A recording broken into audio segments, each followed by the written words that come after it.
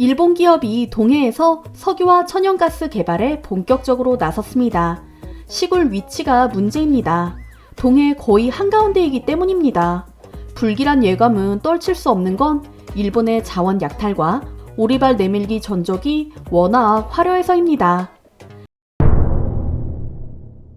산케이 신문과 후지뉴스 네트워크 등 언론이 보도한 소식에 일본 열도가 들끓었습니다.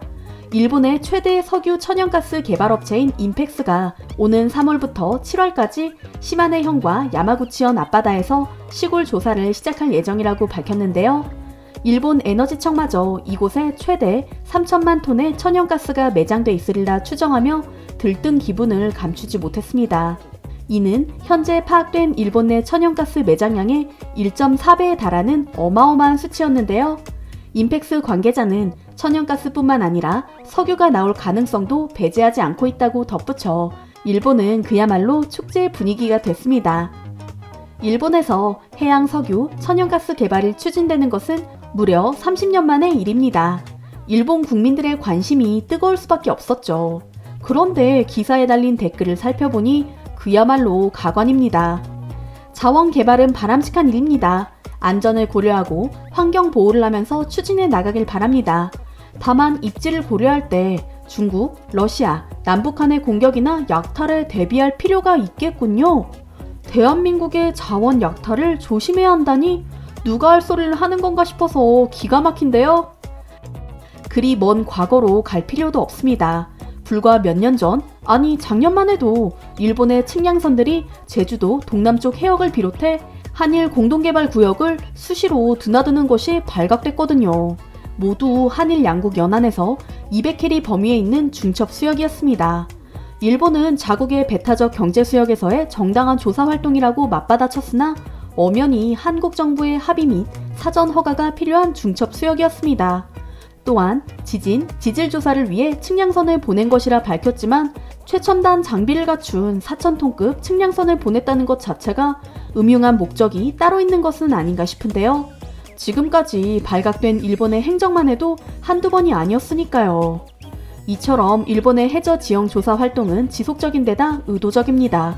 육지와 마찬가지로 엄격한 기준이 적용되는 우리 영해를 틈만 나면 넘보는 일본의 파렴치한 행동에 한국 정부는 강하게 항의했지만 일본은 비굴한 변명만 거듭했죠.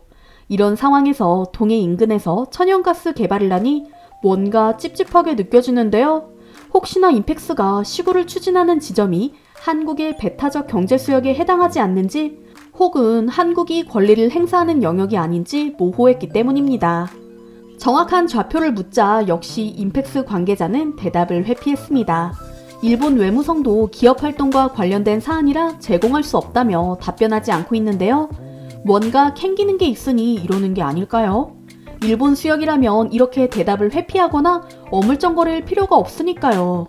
한국 언론에서 끈질기게 물고 늘어지자 결국 인펙스는 시골 지점은 일본의 배타적 경제수역 안쪽이고 한국과 중복되는 잠정수역에도 해당하지 않는다고 밝혔지만 일본 정부의 공식적인 확인이 아니기 때문에 쉽게 믿을 수가 없습니다. 기업에게 책임을 떠넘기는 일본 정부의 태도도 뭔가 수상합니다. 실제로 이번 시골 조사가 인펙스가 단독으로 진행하는 사업이 아니기 때문입니다. 일본 정부가 인펙스와 각각 절반을 출자해 민관 합동 개발로 진행되는 사업이니 결국 일본 정부가 사업 주체인 셈인데요. 기업 활동을 명분으로 좌표 확인을 해주지 않는 것은 정당하지 않으며 오히려 한국의 의구심을 키우고 더 큰 분란을 자초하는 일인데 말이죠. 그럼 국제법에 따라 진실이 무엇인지 한번 따져보겠습니다. 한반도와 일본 사이의 해역은 23.5에서 450해리, 중국과의 거리는 80에서 350해리입니다. 국제법인 유엔 해양법 협약에 따라 200해리, 즉 370km를 기준으로 경계를 정하면 각국이 주장하는 배타적 경제수역이 당연히 겹치게 되죠. 한일 양국은 중간선을 정해 이 문제를 해결하려고 했지만 오늘날까지도 합의를 보지 못하고 있는데요. 인펙스가 공개한 대략적인 시골 위치를 보면 상황이 좀 더 명확해집니다. 일본 시마네현 하마다시에서 약 130km, 야마구치현 하기시에서 약 150km 떨어진 지점이고 수심은 약 240m인데요.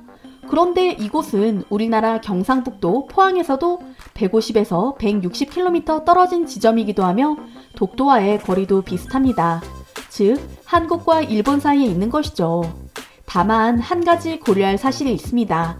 한국과 일본은 1974년 한일 대륙붕 협정을 체결한 바 있는데요. 쉽게 설명하면 한국에 속하는 대륙붕 부분과 일본에 속하는 대륙붕 부분을 기준으로 정한 경계선입니다.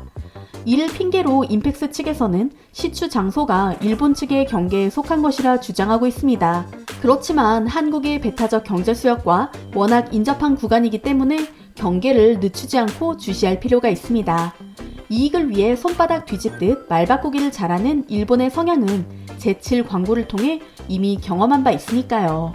제7광구를 공동 개발한다는 내용의 한일 대륙붕 협정이 2028년 만료됩니다. 제7광구는 1968년 국제자원탐사기구에서 세계에서 가장 풍부한 석유 자원이 매장돼 있을 가능성이 크다는 조사 결과를 내놓은 지역으로 매장량이 천연가스는 사우디아라비아의 10배, 원유는 미국의 4.5배 규모로 예상되는 곳입니다. 이 때문에 미국 우드로 윌슨 연구소는 제7광구가 있는 동중국해를 아시아의 걸프만이라고 평가하기도 했죠. 1970년대부터 한국인에게 산유국의 꿈을 심어줬던 제7광구. 그러나 일본과 공동개발구역으로 묶여 손도 못 대보고 있는 상태입니다. 해양 영토 관리 차원에서 독도와 견줄 만큼 중요한 곳이지만 잊혀진 영토가 되고 있는 것이죠. 일본은 협정 후에 공동개발은커녕 일방적으로 탐사를 중지하고 시간만 끌고 있습니다. 일본은 이처럼 배짱을 부리는 데는 제 나름의 이유가 있습니다. 전문가들은 한일 대륙붕 협정이 종료되면 제7광구의 80%가 일본 소유로 넘어갈 가능성이 크고 이후 일본은 단독으로 해양 영토를 개발할 것이라고 예상하고 있는데요. 협정을 맺을 때와 지금의 국제해양법이 다르기 때문입니다. 1970년대에는 해양 경계가 대륙에서 뻗어나온 대륙붕 중심론이 우세했지만 국가 간 해양 경계 분쟁이 잦아지면서 EEZ 개념이 적용됐고 이제는 지리상으로 가까운 일본에 유리한 상황이 된 것이죠. 일본이 인근 수역을 맴돌며 해저 조사를 진행하면서도 개발에는 손을 대지 않고 있는 이유가 바로 여기 있습니다. 일본의 이중성, 한두 번 속는 것도 아니지만 겪을 때마다 정말 치가 떨립니다. 2028년 일본과의 공동개발 조약이 만료되면 한국이 할 수 있는 일은 거의 없습니다. 따라서 작년부터 한국 외교부는 더 이상 허송세월하며 기다릴 수 없으니 한국은 7광구를 개발하러 들어갈 거다. 일본 정부는 어찌할지 응답하라고 말하며 압박을 가하고 있습니다. 일본을 제치고 한국이 독자적으로 제7광구 개발에 나서겠다는 거죠. 물론 조약상 일본의 동의가 있어야 탐사나 시추가 가능하기 때문에 기다려야 하는 것은 사실입니다. 우리 정부는 일본이 시간을 계속 끌 경우에 대한 대응책도 마련 중입니다.